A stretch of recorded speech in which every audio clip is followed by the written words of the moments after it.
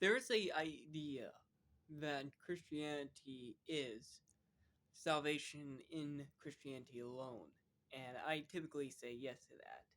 But is it possible that there is salvation outside of Christianity?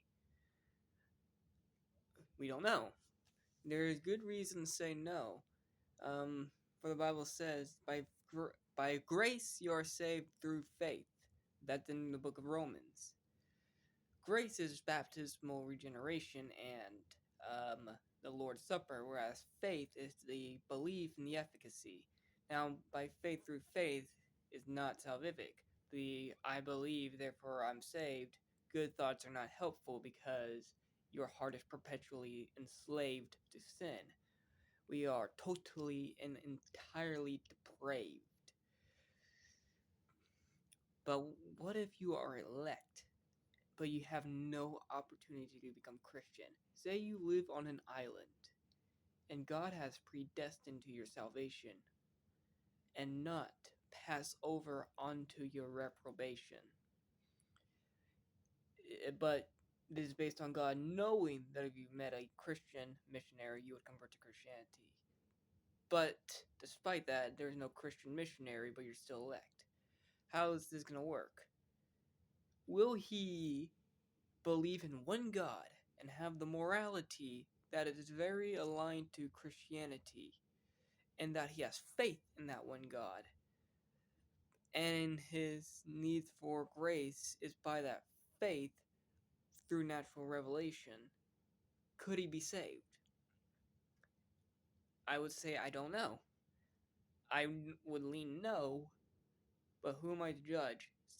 There are some Greek philosophers in the BC, 400 BC, who would say there is one God, and these are the good morals, and these are the bad morals. But works doesn't save. They don't necessarily have a works-based salvation or a faith-based salvation, but they generally would believe in one God. Would be Plato and Xenophanes. Are they saved? Probably not. But could they be saved? Say if they lived around the time of Christ. I don't know.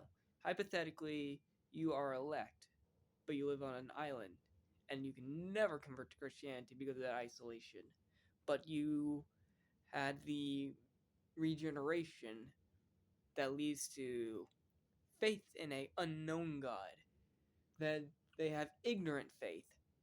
Ignorant faith in that they have faith in a God they are ignorant of, but they know that there is one true God, and my heart says these are good and these are bad. And therefore, to appease the one true merciful God, they have to know that he's a merciful God and that they are sinners, they could be saved. But the chances of that is probably extraordinarily low. It takes a very intelligent mind to deduce all that natural revelation. My bad. Is it possible? Maybe, but I don't know. I'm not a universalist.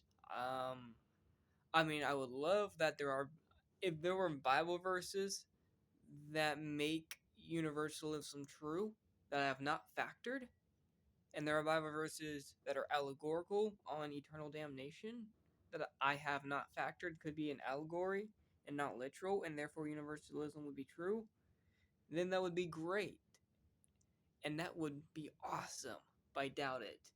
And God, if he damns us all to hell, is totally just. We are all sinners. We have all done sins. I can name my sins. I've lied. I've used to watch porn. I used to be violent. I have done sins.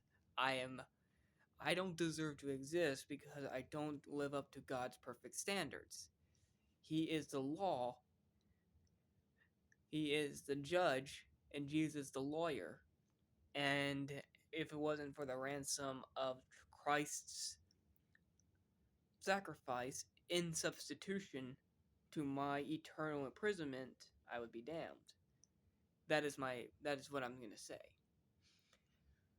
Now, whether you believe election is by the Arminian or the Calvinist formula, that's up to you.